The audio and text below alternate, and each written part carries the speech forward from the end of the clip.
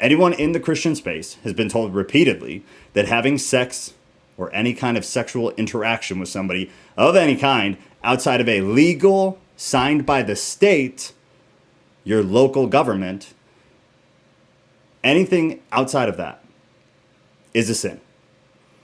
Doesn't matter if you've been together for 20 years, you got kids, you've been living together, you got a healthier marriage than somebody who did sign the paper and they're awful to each other and the guy beats her and she screams at him. Doesn't matter. You didn't sign the paper, therefore you're not married, therefore your sexual intercourse is a sin. That is the issue. That is the topic. That is the problem. So that's what we're going to try to figure out. In my eyes, there's really a few things within trying to define marriage. We have modern marriage and we have biblical marriage. They could not possibly be more different. So how do we rectify the fact that the type of marriage the Bible speaks on is not the type of marriage we enter into today if you get married? And then is there a way to rectify? Can you? Is it possible? Or does a new structure need to be figured out? It's something that, in my opinion, we're just ignoring. All of Christianity is just ignoring. Marriage is the same as it was back then, even though it's obviously not. And so we function off of these same rules that were written in the Bible to people who were at that time in those places having those kinds of marriages, which do not mirror our current marriages today. So what is biblical marriage? And I'm going to try to keep them super short. That's why the conversation at the end, if you guys want to dig in deeper, the first big title is what is marriage? Or I'm sorry, what is biblical marriage? So Christian marriage takes us back to basically the very beginning. If you go back to the garden with our first covenantal marriage, which was Adam and Eve, regardless of whether it's a poetic story or a literal one, meaning like was it last week or whenever we talked about Genesis, regardless of whether you see Genesis as a literal event that happened, Adam and Eve were literal people. They were literally in the Garden of Eden. The snake was literally Satan and literally had them disobey God. Or whether you see that as an illustration or alliteration or some kind of poetic story to express what happened through creation, it doesn't really matter. Either way, the story is meant to express an idea or a concept. So whether it's literal or whether it's an illustration of some kind, that's our first example of a covenantal marriage agreement. It's based on the covenantal promise in Genesis 2:24, which says this: "Therefore a man shall leave his father and his mother and hold fast to his wife, and they shall become one flesh. This explains why a man leaves his father and mother and is joined to his wife, and the two are united into one." This consisted of basically three things. You have leaving, cleaving, and becoming one flesh. That is what the marriage was. Nothing else. Just those things. The directive was then reiterated by Christ in both Matthew and Mark. So in both of those Gospels, you have that reiterated, that concept, that is what a marriage is. You also have it reiterated by Paul in Ephesians. So that's triple threat, very important New Testament scripts, basically, trying to lay out this foundation of what is marriage, what constitutes what a covenantal marriage is between us as a couple and God. Malachi, the prophet, also said this: "But you say, why does he not? Because the Lord was witness between you and your wife, to whom you have been faithless, though she is your companion and your wife by covenant." By covenant. Here, we're getting a pretty clear indication that marriage is not solely between a man and a woman, but also with the Lord, quote unquote, from Malachi, who was, quote, "a witness of the promise and the vow," end quote. This is further indicating that marriage is a set of promises that form a covenant that is between the couple and God, period. Period. Biblically, period. Not between the couple and a local government. That did not come until later. So period. It is a set of promises that form a covenant between the couple and God, period. For the man, it is a promise to love his wife as Christ loved the church. This comes out of Ephesians. It is a promise to live sacrificially for his wife. Again, Ephesians. It is to lead the wife spiritually. Guessed it, Ephesians. And it's to leave his parents and cleave alone to his wife. Same part of Ephesians. It is a promise of monogamy. 1 Corinthians and Hebrews mention that. For the woman, it is a promise to joyfully submit to her husband. And these are pulled from somewhere. So don't come at me. We can have a conversation about them because I mostly agree with them. It is a promise to joyfully submit to her husband. That's Ephesians also. It is a promise to respect her husband. That is to Ephesians also. And it is a promise of monogamy. So they basically essentially mirror themselves. I do feel, I want to say right away, I do feel that where I pulled this expression from, the men and the women and the explanations of, I don't fully agree with, because they left more on the man than on the woman, and then they put no detail whatsoever. So I didn't like that, but I wanted to put this in here because I figured at some point you guys might want to talk about it, because it gets a little bit heated with that. But the last one was monogamy. So they both obviously share the monogamy. But therefore, the marriage to be a marriage in the eyes of God, a covenant must be a part of the process, not a document, a covenant. A document is not mentioned whatsoever in any of those things. It is not a requirement. All right, so continuing with biblical marriage, getting in a little bit deeper now into it. It's very obvious many more examples and references to marriage. We have a whole ton. The Bible actually, if you were to pull everything that had anything to do with marriage, it's actually talked about a lot. It's talked about very extensively. Not always consistently, but to be honest, it's fairly consistent with how the Bible depicts what a marriage is, how a marriage functions, everything within that kind of context. However, I will assure you that none of them involve any state, region, or government as a means to solidify or substantiate that union. So although there is some involvement of those things, there is absolutely nothing that says that it is something that is required, that any agreeance or admission from the state, from the local government, or from the region has anything to do with whether a marriage was valid or not. Because marriages, as we already kind of talked about, marriages existed before the government ever did. Marriages existed before large groups of people ever walked the planet, at least from a biblical perspective. So why all of a sudden is that a requirement? Well, it's not. Even throughout the whole rest of the Bible, it's never a requirement. It's something that we decided was a requirement later on that isn't based in the Bible, in my opinion, based on the Bible. One other source here has this to say on this kind of issue. The question may arise, what about cultural and governmental expectations in marriage? Time would fail me in pursuing out all of the nuances that are involved in the question, but in short, while I believe the government has no place in the marrying business, a Christian should do all that is possible to live within the government guidelines for marriage in their land. They're pulling that from, I wonder if anybody knows. What is the one part of the Bible that people pull out and throw at somebody when it comes to obeying governmental laws? Because there, especially I feel like recently, within the past couple of years, you've had some kind of sect of Christianity respectfully rise up and kind of push back on the U.S. government specifically.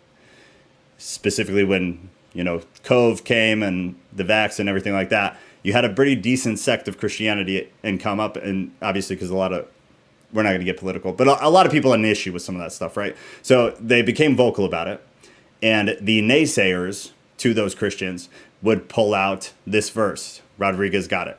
It's Romans 13. Anytime Christians are talking about laws, government laws, local laws, federal laws, the Romans verse always gets thrown out. Leviticus sometimes, but Leviticus is so easy to talk away. It's not even, you know how I feel about it. It's not even worth talking about. Romans, however, is under the new covenant. Therefore, Christians are like, oh, crap, it's the new covenant. I got to listen to that. But let me continue. So he continues on saying, thus, if possible, a couple should follow whatever cultural practices are required by law for them to be recognized as a legally married couple. Blah. Blah. I would push back on this. And I would push back by asking why. Why? Why does government have to have anything to do with the marriage process? Why is it that the government is the final say on whether you are married to someone or if you've made a covenant with them and God, being the husband and wife and God? Why? Why? I've never heard a good answer to that. It isn't a biblical answer. It can't be justified by anything foundational in the faith whatsoever. And furthermore, why do Christian couples need to do anything to be recognized as a legal married couple, quote unquote? Why do any Christian couples need to be anything that is recognized as a legal married couple? Why? Why? I'd love to hear if you guys think you have a reason for that. Push back. I've never heard a good answer. Why? I don't feel that I don't feel any need, neither spiritually, emotionally, or physically, to have my covenant with my spouse, somebody I have an intimate romantic relationship, and an intimate, at least intention to spend the rest of my life with them in an intimate setting, being in my personal life, that if anything goes right in the world, I want the local and the federal government as uninvolved as humanly possible. Why? Why? Why does it need to be recognized by the state in order for it to be seen as legitimate before God? I would love to hear that. Why? To be legitimate before God, why does it need to be legitimate? Why does it need to be made legitimate first by the government? Why? Marriage without the government does not violate any local or federal laws. Therefore, the Romans quote is ridiculous. It makes no sense, and it's not valid to throw out this topic. It's completely unrelated. Nothing about deciding you're married to somebody with a promise and a covenant before God violates any local or federal laws. So the Romans verse is almost always used out of context, but within this context is absolutely not appropriate. In our face and down our throat.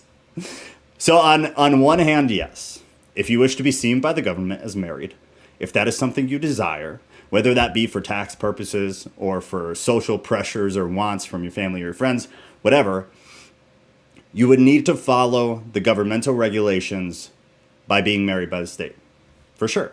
So if that's something that is of value to you or something that you feel that you need, then yes, you would need to follow governmental regulations to get that. And you should. You shouldn't break the law. It's something you should avoid whenever possible. However, should you not care for the tax break, not care about the social pressures to be married or the familia pressures to be married, or any of that, a legal marriage is not necessary for the union before God to be legitimate.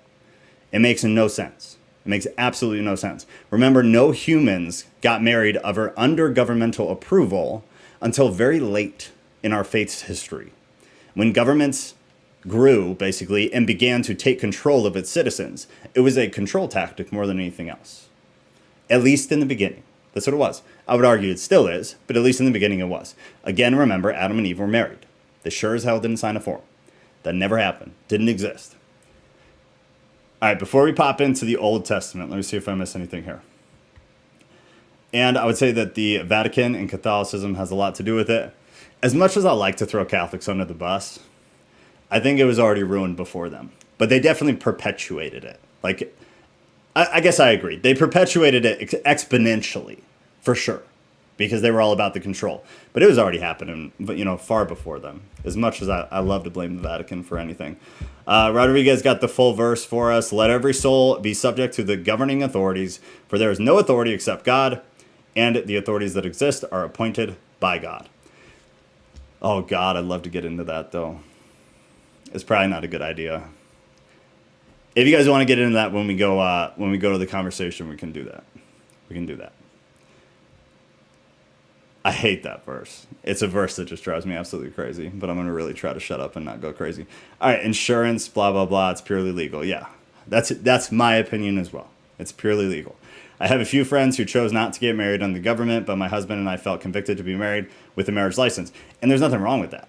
There's nothing wrong with that. I hope it's not coming across like I'm against marriage. I'm not at all.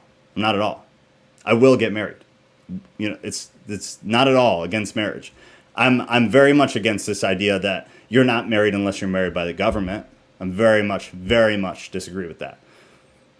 That's all. If people choose to get legally married, I don't think there's anything wrong with that. You're absolutely entitled to that, and there are benefits. There's definitely benefits. Follow the money trail to all the guilty hands in the pot. Boom. Always. Always. It's all about the money and all about the control. Weren't they the ones who came up with the divorce clause also? Well, so I guess that's kind of a more complicated question, and I honestly don't know a whole lot about it, so I'm not going to speak out of turn. But I know that Catholics have different rules for divorce. So they have kind of a... God, I was just listening to something about it too recently. I can't remember what they call it, but they have like a very specific guideline for divorce, Catholics do, that is outside of kind of general Christianity. And I want to say, but don't quote me, I believe it's also outside of governmental divorce. Like you have to get approved for divorce through the Catholic Church first. I believe. And then you can go through with a governmental divorce. TikTok, go to YouTube. I'm legally married. Yeah, see, Shannon and Gargar are married. I'm sure, hope you're not against marriage. I'm not. You already know that. You already know. There are biblical reasons for divorce. There are. I would push that there are more than biblical reasons for divorce as well. I don't believe the Bible covers everything that should be. I should tell you the story of what my pastor said when he found out we were living together for 10 years. Oh, can you please? Can you please get in the voice at the end? I would love to hear that story. Everybody would love to hear that story. Malachi says the hardening of men's hearts is the reason. The reason for what?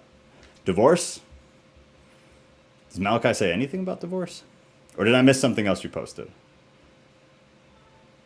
I might have missed something else. Those have changed recently. They have a non-civil annulment process now. Correct, and you have to pay for the non-civil. Of course you have to pay for it. Come on, man. Why would you not have to pay for something from the church? Come on. For Catholics and Orthodox, yes, you do have to get approval by the church first to get divorced. Catholics and Orthodox are different, though. I would not lump you in, because I know you're Orthodox, with the Catholics. They have a very different, or I guess, God, I'm going to get hate for this, but I would put it like this. Catholics are much more about control and less about spiritual goodness. And in my view, in my opinion, Orthodox is much more about spiritual goodness and tradition and much less about control. So I would never lump you guys together. Oh, wait, I didn't know you were. Hello, future mom.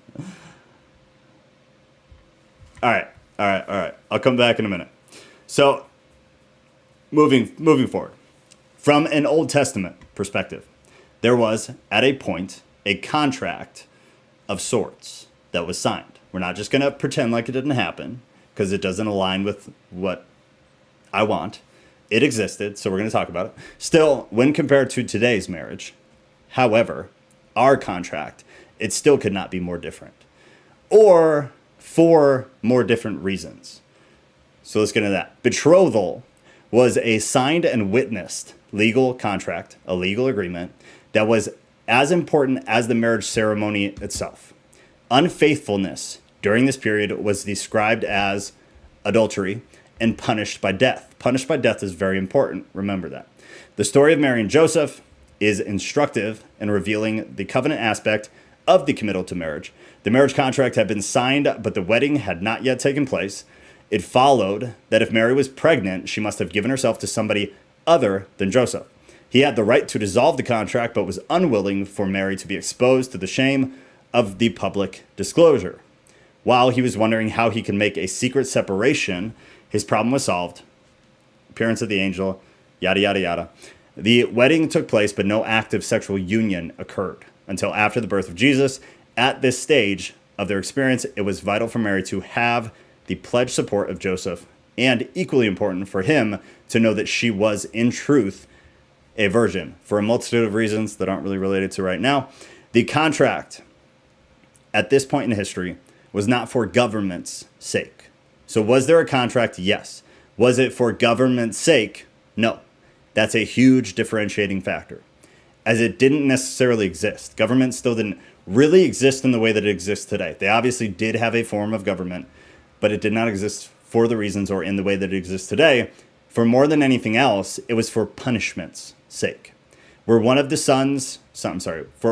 soon-to-bes, the soon-to-be married couple, if they committed adultery, they were under contract and thus could be punished for breaking it. The contract primarily was there for punishment. It was there to punish somebody who went against the contract. The other thing, one of the other things, but the other thing we all need to kind of keep in mind, however unpleasant it is to discuss, is the placement of different genders and the reason for marriage itself at this time in history. A primary reason for marriage was not love. Sorry, y'all. It was not. It had very little, if anything, to do with love, but it certainly became a more valid part as history progressed. Love. It became a more valid part of marriage. Did not start that way, though. Initially, many marriages were financial. They were power-based. or they were bloodline moves on the part of the parents that many times had little or nothing to do with the couple or what they actually wanted, and primarily were there to benefit the man. The woman was kind of just there. Not always, obviously. A lot of these people still fell in love anyways, for sure. But the motives were very different than motives for marriage today. Many of these marriages did become loving because marriage to a point is an agreement and commitment to love and take care of each other, to raise children together, and to navigate life together. So even if it didn't start that way, there are records of these people learning to love each other. Emotion not there in the beginning. Emotion developed over time because they did life together. They raised a family together. You'll notice next that the reason for marriage flipped at some point in history. Very obviously. It wasn't about power anymore. It wasn't, I mean, sometimes for sure, but primarily it wasn't about power, wasn't about money, and was not about pleasing one's parents. It comes primarily about emotions, which are fleeting, as most of us adults know, and less about a decided agreement to weather life together, no matter what, became more about how do I feel? I want to take an action on how I feel, and let's get married because of that. That puts us into modern marriage. So let me see if I missed anything here. Okay, uh-oh. You want me to take the QR code down? You got it, lady. You got it, babe. I'm remarried. All right, yeah, there we go. I'm remarried, and we also didn't live together before we were married. We felt convicted of that as well, speaking for myself, for sure. And I know people have done that, and they're very happy, and they're still together, and it worked for them. And I stand by that's probably it's probably almost, if not the smartest thing you could do, would be to just wait. There are risks to that too, though. Same with moving in together. There are risks to not knowing how somebody lives minute by minute in their private life before you marry them. Like, there's risks to it. But there's arguably more risks if you run around moving in with a bunch of people and then it not working out, or you run around having sex with a bunch of people and it not working out. So I mean, there's risks either way. But I'm a big supporter of, if you do that, that's phenomenal. Good for you. Okay, I'm corrected about Catholics, Orthodox. You definitely have to ask permission. And yes, you are correct about those differences of the two. Joe is thrilled to have your validation. True, in Old Testament, the certificate of marriage and certificate of divorce existed through the Israeli authorities. Yep. Betrothal was as simple as a man sliding a wine glass across the table to a woman, and if she drank, said yes. If not, in some cases, yeah, for sure. There were more intricate, like, betrothal processes, though. If that's something you ever are interested in studying, study the betrothal process. Study it from different cultures, but obviously specifically Jewish culture. It's kind of funny. If you really read into it, it's kind of funny. It's entertaining. My second marriage was also conducted in a school gym, not a church. I like that. That's cool. That's cheap. It's not flashy. I like it. Also, depending, man and woman sitting next to a water well in literature means a sort of betrothal. I believe Jacob and Rachel. I would have to double check on that, honestly. I don't want to speak out of turn. Somebody should find that. I'll read it. Y'all were there before Had, though, right? Still church. Y'all were there before God, though? Is that what that means? My brain's not processing that, Jalen. I apologize. You see that a lot in the military. Wait, if we go by the old ways of contracts, don't you owe me 25 heads of cattle for my daughter's hand? I mean, technically, yeah, because her father is not going to receive them, right? So they would go to you. I think you'd get more than that, actually. I'd owe you more than that. A primary reason for marriage was resources, children, and provision, and the New Testament teaches more about marriage to be loving. Yes, both true. See money. Oops, it was Matthew, not Malachi. Okay, that makes more sense. Matthew, not Malachi. That makes more sense. Matthew 19:8, he said to them, because of your hardness of heart, Moses allowed you to divorce your wives, but from the beginning it was not so. Yeah, yes, divorce was never God's original design. Yeah, definitely. This needs to get discussed. Matthew 9:19, and I say to you, whoever divorces his wife except for sexual immorality and marries another commits adultery. It's kind of funny. We'll see if we have time tonight, but that can be a whole thing in and of itself. And a couple months ago, I got easily more than 10 DMs in like a 3-day period from women who asked that exact question about whoever divorces his wife except for sexual immorality and marries another commits sin. You do need to parallel it to, and I'm not going to be able to remember what the verse is. I'm sure I can find it though, but there's another verse that says something else about permissible divorce. But it was just very odd. Like in a 3-day period, I had like more than 10 women reach out and ask, I want to get remarried, or I did get remarried. Is this a sin? It's a real tough conversation, but we should talk about it. Remind me at the end. Yep. My ex initially threatened divorce because he wasn't happy, but I wasn't okay with it until I found all the dating sites, dang, promiscuous pictures and videos he's had. Then I was like, okay, but yeah, for sure. For sure. That, to me, that's like an immediate, please leave. We're done. There's no conversation. It's too much. Whoops, I'm late. Danny. Good to see you, Danny. Why can't I scroll down? Hold on. I agree about adultery. See my above comment? Yep. How is it a risk to live with someone before marrying, not knowing their behavior before you stick with them? How is it a risk? Because how many times are you going to do that? How many years are you going to waste? What does that open you up to? Being in a private, closed, intimate setting with somebody that you probably don't know well. If you do know them well, then you're wasting a lot of years trying to do that prior. There's risks to it. It's risky behavior. But like I said, so is the other. The other is also risky. Moving in with somebody that you've never seen privately, or you've never spent, lengthy times with them in private. You don't know how they live in their private life. You don't know if their mannerisms or little things that they do are going to drive you absolutely crazy. Should that be a reason that you turn them down, like that you blow the marriage though? No, I don't think so, no. But there's still risk in that. There's risk either way. Just like having sex with a bunch of people because you want to is risky. Jesus replicated that at the Last Supper with his disciples. We got married in the chapel in the Navy Hospital of work. Nice. Yeah, but you guys are doing the thing now, though. Such as their loud chewing. Didn't he ask for their hand from her father, and he worked for it only to be filled and married? Oh my gosh, just the tip of the iceberg. I feel like you can learn most things about somebody without having to move in with them. You can stay at their house till 9 p.m. I mean, you can get around that and not have to move all your stuff into their house, cancel your lease. I don't agree with that. I don't agree with that. So then you do that. You find out 3 months later it wasn't the right call. And then what? You're SOL. Now you got to go sign a new lease. You got to find somewhere to live. Shanna goes, oh, that's sweet. Yes, I'm sure that's... But adultery could be in the heart and thoughts as well, not just the act. 100%. That's the biggest problem with porn. There's really not a whole lot of difference between porn and sleeping with somebody. Obviously, the difference is there. I'm not playing that it's not. But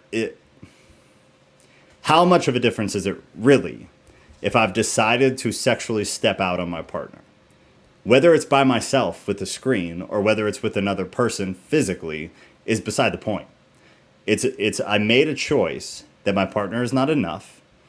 Whether you want to blame them for not giving you what you need, or whether part of it is your fault for not expressing what you need, whatever the case is, regardless, you've made a choice and then you've made an action to step out of the marriage. I don't care whether you slept with somebody or whether you're watching porn all the time. To a degree, it's kind of beside the point. The point is you abandon your partner. Whether you feel like they deserved it or not, or like you deserve to get the sexual gratification because they're not giving it to you or not, those are separate issues. But you stepped out and you made an action to do something about it in a negative way. Let me answer that question, please, about the risk. Have the gold medal. Okay, Teal. The risk of living together? Teal, are you in Discord? No, you're not. Okay, if you want to jump in on that, then go to Discord and unmute yourself.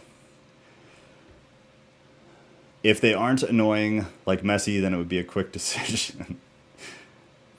This is a rough topic. I waited until marriage and it fell apart. I think I looked at waiting until marriage as a quid pro quo. I see where you're coming from with that. Yeah. That's what I'm saying. I think I'm not stupid. I think there are absolute risks in waiting until marriage also, though. There are absolute risks to that, too. Here, just checking. Hi, oh, what's the score on today's topic? Is it a sin or not? We haven't really gotten there yet. We're about to keep rolling on, but you guys are blowing stuff out so fast. So would you say the ideal situation is to get to know somebody for years and then date them and marry still before moving in together from a scriptural perspective? I think that's ideal, yes. I think that's the ideal situation. Hold on, T, I'm going to mute you for a minute. There's background. Danny, yes. But still, at the end of the day, like, maybe you guys don't move in together. You spend a whole bunch of time together at night. In the morning, you get to see each other throughout like all periods of the day, right? Cool. I think that is best call, 100%. There's no reason to move in together before that. Sex is where it gets tricky. Because you could save yourself. You could not have sex. Then you could get married legally. Not just covenant, but legally. Move in together, have sex, and be like, this is awful.